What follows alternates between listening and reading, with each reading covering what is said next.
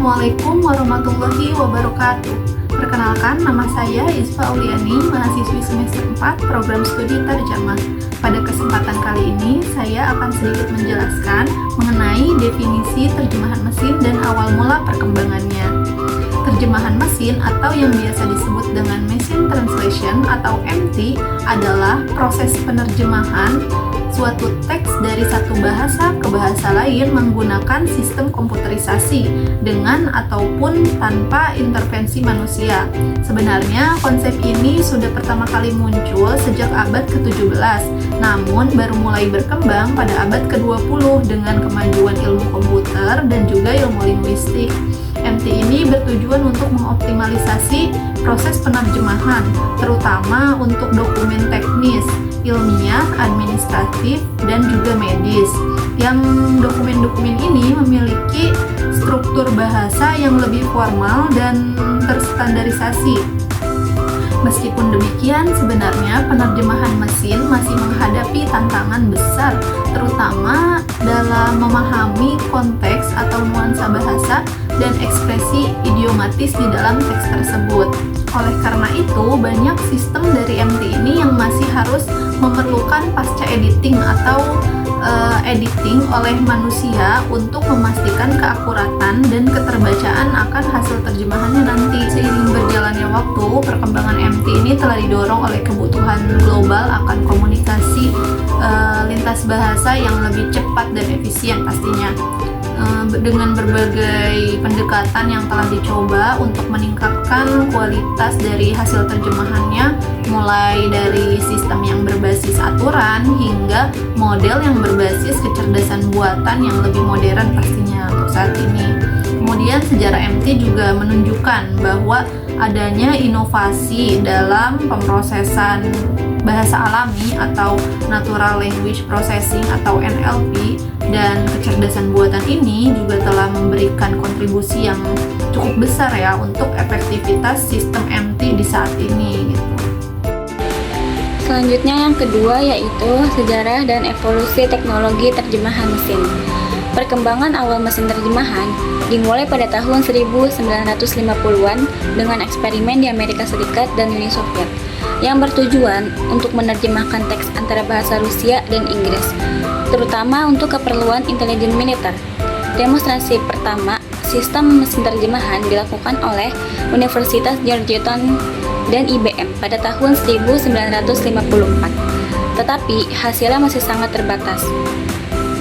Pada tahun 1966, laporan ALPAC atau Automatic Language Processing Advisory Committee di Amerika Serikat menyimpulkan bahwa mesin terjemahan belum mampu menghasilkan terjemahan berkualitas tinggi dan tidak lebih ekonomis dibanding penerjemahan manusia.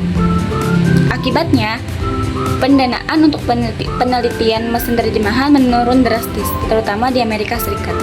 Namun, pada tahun 1970-an dan 1980-an muncul kembali minat terhadap mesin terjemahan dengan pendekatan yang lebih sistematis.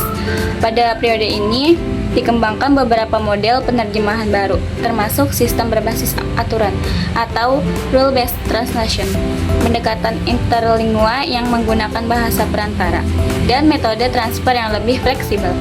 Selain itu, pada dekade ini mulai muncul sistem mesin terjemahan yang dioperasikan secara komersial, seperti Sistran dan Metal, yang digunakan dalam penerjemahan dokumen teknis dan ilmiah di lembaga pemerintahan serta perusahaan multinasional. Perkembangan selanjutnya pada akhir abad ke-20 dan awal abad ke-21 menunjukkan pergeseran dari sistem berbasis aturan menuju metode berbasis korpus dan pembelajaran mesin. Dengan meningkatnya akses terhadap data teks dalam berbagai bahasa, metode statistik dan Neural Machine Translation atau NMT mulai diterapkan untuk meningkatkan akurasi dan kefasihan hasil terjemahan. Nah, selanjutnya, bagaimana metode dan model terjemahan mesin? Terdapat 3 pendekatan utama dalam teknologi machine translation yang berkembang dari waktu ke waktu. Yang pertama itu ada penerjemahan langsung atau direct translation. Model paling awal dalam machine translation yang menerjemahkan teks secara kata per kata atau frasa per frasa dari bahasa sumber ke bahasa target tanpa banyak analisis struktur kalimat. Sistem ini memiliki keterbatasan dalam menangani konteks dan sering menghasilkan terjemahan yang kaku.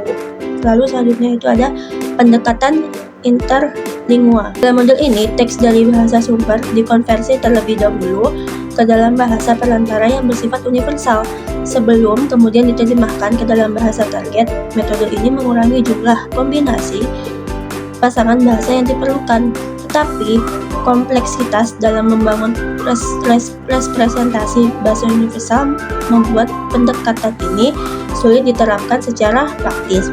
Lalu selanjutnya itu pendekatan transfer. Nah, model ini membagi proses penerjemahan ke dalam 3 tahap, yaitu ada analisis bahasa sumber, transformasi ke struktur bahasa target, dan pembangkitan teks akhir. Dan pendekatan ini lebih fleksibel dibanding penerjemahan langsung dan lebih mudah diterapkan dibanding interlingua, sehingga banyak digunakan dalam sistem machine translation modern sebelum munculnya pendekatan berbasis data. Nah, pada akhir abad ke-20 dan awal abad ke-21, metode berbasis data mulai menggantikan pendekatan tradisional. Ada 2 jenis utama. Yang pertama itu ada penerjemahan berbasis statistik atau Statistical Machine Translation atau SMT. Model ini menggunakan analisis probabilistik terhadap korpus teks bilingual untuk memprediksi terjemahan terbaik berdasarkan pola yang ditemukan dalam data alih.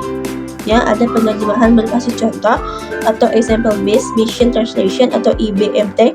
Metode ini mengandalkan database dengan pasangan teks terjemahan sebelumnya dan mencoba mencocokkan serta menyesuaikan frasa dari terjemahan sebelumnya untuk menghasilkan hasil yang lebih alami. Nah, sejak 2010, pendekatan berbasis kecerdasan buatan, khususnya Neural Machine Translation, menjadi metode dominan. Model ini menggunakan jaringan saraf bertujuan. Sejak 2010, pendekatan berbasis kecerdasan buatan, khususnya Neural Machine Translation, menjadi metode dominan. Model ini menggunakan jaringan saraf tiruan untuk memahami konteks secara lebih mendalam dan menghasilkan terjemahan yang lebih alami dan akurat. Baiklah, saya akan melanjutkan dari kesimpulan ini dan prospek masa depan. Terjemahan mesin telah berkembang pesat dari model berbasis aturan menuju metode berbasis kecerdasan buatan yang lebih canggih. Jadi memang mesin ini telah berkembang secara pesat dari dulu untuk meningkatkan kualitas yang lebih canggih.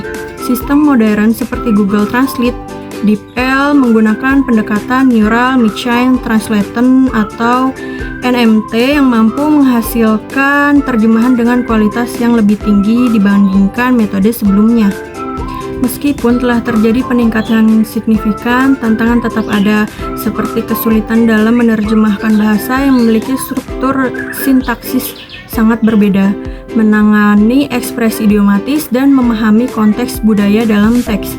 Selain itu, aspek estetika menggunakan MT juga menjadi perhatian, terutama dalam menerjemahkan dokumen hukum atau medis yang mempunyai akuransi tinggi.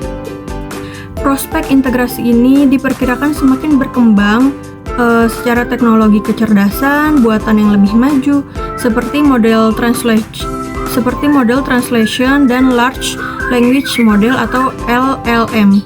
Selain itu, penelitian dalam bidang NLP dan machine learning akan terus meningkatkan keakuratan dan efisiensi sistem MT, memungkinkan komunikasi lintas bahasa yang lebih efektif di berbagai faktor, termasuk bisnis, akademik, dan pemerintahan. Dalam terus berkembangnya teknologi MT ini, kemungkinan besar MT akan semakin mendekatkan penerjemahan manusia dalam hal kefasihan dan pemahaman konteks. Meskipun intervensi manusia akan tetap perlu dalam banyak situasi yang memastikan akurasi dan kualitas yang lebih dari hasil terjemahan. Terima kasih, sekian dari saya. Wassalamualaikum warahmatullahi wabarakatuh.